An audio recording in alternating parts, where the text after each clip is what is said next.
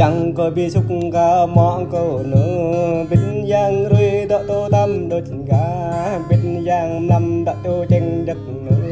rình măng nhà đâm cô Taran ko mo rồi năm nuôi Taran ko mo làm qua nói nhìn cơ mo cơ có dối đây cơ mo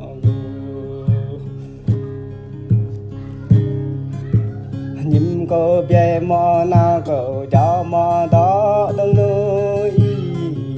có đến mo bon đâm thuê mo rồi quê nhập doanh từng ngày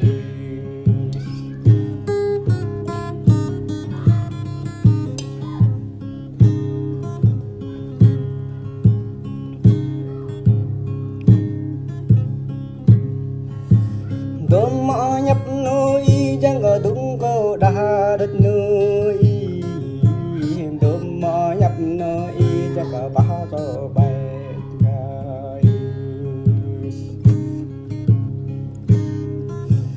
đốm mõ về nuôi chẳng có tay cô